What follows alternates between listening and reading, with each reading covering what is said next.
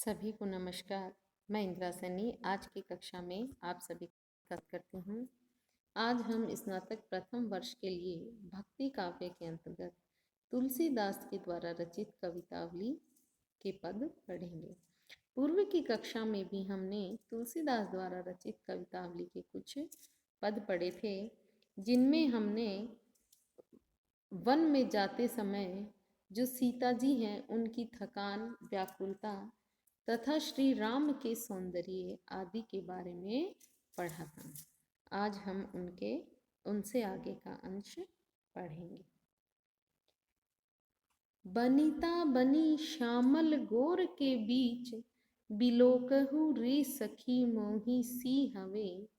मनु जोग न कोमल क्यों चलिहे, संकुचती मही पद पंकज छवे।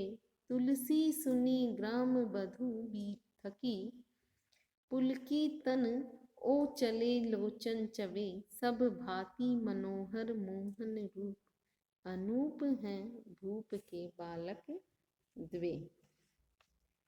यहाँ जो हैं श्री राम, लक्ष्मण जी और सीता जी वन मार्ग में नंगे पांव से चल रहे हैं। उस समय जो श्री राम हैं, सीता जी हैं, लक्ष्मण जी हैं, उनको देखकर जो गांव की वधुएं, ग्राम वधुएं हैं, वो एक दूसरे से बातचीत करते हुए कह रहे हैं। उसी का यहाँ चित्रण किया गया है। बनिता बनी श्यामल गोर के बीच, बिलोकहु री सखी मोही सी हवे। एक ग्राम वधु कहती है, हे सखी, तुम मेरी तरह संवेदनशील बनकर उस श्यामल और गौर वर्ण वाले राजकुमारों के बीच चलती हुई महिला को देखो। ये जो चल रहे हैं कौन? ये तीनों, ये पैदल चलने के योग्य नहीं हैं। मनु जोग न कोमल क्यों चलही, संकुचती मही पद पंकज छवि। ये कोमल शरीर वाले हैं, धरती भी इनके चरण कमलों का स्पर्श पाकर संकोच का अनुभव कर रही है। वह जो महिला है वह गांव की वधुओं को कह रही है, अरे मेरी तरह देखो कि ये तीनों, इनके बीच में एक गौर वर्ण वाली, ये तीनों हैं जो दो पुरुष और एक स्त्री, ये बीच में जो सीता जी हैं ये गौर वर्ण वाली, और ये तीनों जो हैं इतने कोमल हैं कि ये पैदल चलने योग्य ही नहीं हैं। धरती भी इनको छूते हुए संकोच मान रही है। तुलसी सुनी ग्राम बधु बीथकी, पुलकी तन ओ चले लोचन चवे। तुलसीदास जी ग्राम वधुओं की हुई प्रतिक्रिया का वर्णन करते हुए कहते हैं कि उस सखी की ये बातें सुन के ग्राम वधुएं चलने वालों को देखकर मोहित सी हो गई। यानी श्री राम, लक्ष्मण जी और सीता को देखकर मोहित हो गई और रोमांचित हो गई, और उनके आंख से आंसू निकल आए। क्यों निकल आए? कि उन्होंने यह देखा कि ये इतने कोमल और सुंदर इस तरह मुनिवेश में वन मार्ग में क्यों जा रहे हैं, ये इस योग्य नहीं है। सब भांति मनोहर मोहन रूप, अनूप हैं भूप के बालक द्वे। वे कहने लगी कि राजा दशरथ के दोनों बालक सब प्रकार से सुंदर और आकर्षक रूप वाले हैं, इनकी अन्य कोई उपमा नहीं हो सकती। यह इतने कोमल बालक वन मार्ग में क्यों जा रहे हैं। यहाँ ग्राम वधुओं को वन मार्ग में चलते हुए राम आदि का सौंदर्य बड़ा मोहक लगा, और उनके कोमल शरीर और पैदल चलने के कारण उनको दुख हुआ, जिसके कारण उनकी आंखों में आंसू निकल आए। यहाँ रूपक, उपमा और अनुप्रास अलंकार से कवि ने काव्य पद को सजाया है। सांवरे गोरे सलोने सुभाए, मनोहरता चीती मेनू लियो है।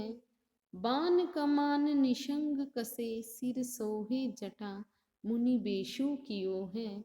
संग लिए विधु बेनी बधु, रति को जेहि रंचक रूप दियो है। पायन तो पहनहि न, पाय देहि क्यों चले हैं, सकुचात हियो है। आगे जो हैं श्री राम सीता जी लक्ष्मण जी वनवास में जा रहे हैं। जब राह में ग्राम वधु में वनमार्ग में चलते हुए राम लक्ष्मण और सीता के सौंदर्य और उनके पैदल चलते हुए देख के संकोच को व्यक्त करती हैं। इसी का यहाँ चित्रण किया गया है। तुलसीदास जी कहते हैं कि सांवरे गोरे सलोने सुभाए, मनोहरता जीती मैनू लियो है। कि ग्राम वधुएं कहती हैं कि राम लक्ष्मण सांवरे और गोरवर्ण के हैं, उनका स्वभाव सुहाना है। अपने सौंदर्य से उन्होंने मानो कामदेव को जीत लिया है। बाण कमान निशंग कसे, सिर सोहे जटा मुनि बेसु कियो है। बाण धनुष और तरकश लिए हुए वे अपनी जटाओं के कारण सुंदर लगते हैं और उन्होंने मुनियों का सा वेश बना रखा है। संग लिए विधु बेनी बधु, रति को जेहि रंचक रूप दियो है। और उनके साथ में चंद्रमा के समान मुख वाली बहू है, जो इतनी सुंदर हैं मानो कामदेव की पत्नी रत्नी ने कामदेव की पत्नी रति का सौंदर्य तो उसके सौंदर्य के एक छोटा सा भाग है। यानी जो रति है उसको भी सौंदर्य थोड़ा सा इन्होंने ही दिया है, इनका ही कुछ एक छोटा सा भाग है। पायन तो पनहि न, पयादेहि क्यों चलिए संकुचात हियो है। वन मार्ग पे चलते हुए इनके पैरों में जूते नहीं हैं, फिर भी ये कोमल चरणों वाले पैदल कैसे चल रहे हैं, यह सोचकर हृदय में संकोच हो रहा है। कवि ने यहाँ वन मार्ग में जाते हुए राम लक्ष्मण और सीता के सौंदर्य और उनके नंगे चलने को देखकर ग्राम वधुओं के होने वाले दुख को चित्रित किया है। अनुप्रास, उत्प्रेक्षा और उपमा अलंकार से काव्य पद को सजाया है। रानी मैं जानी अयानी महा, पबी पाहनहु ते कठोर हियो है। राजहु काजू अकाजू न जान्यो, कयो तिये को जेहि कान कियो है। ऐसी मनोहर मूर्ति ए, बिछुरे कैसे प्रीतम लोगु जियो है। आखिन में सखी राखबे जोगो, इन्हें किमी के बनबासु दियो है। यहाँ कैकेयी ने दशरथ से राम को वन भेजने के लिए कहा। राम को वनवास दे दिया गया। उन्हें वन मार्ग पर जाते हुए देख के ग्राम वधुएं दुखपूर्ण अपनी प्रतिक्रिया व्यक्त कर रही है। उसी का कवि तुलसीदास जी ने यहाँ वर्णन किया है। तुलसीदास जी कहते हैं, रानी मैं जानी अयानी महा, पबी पाहनु ते कठोर कियो है।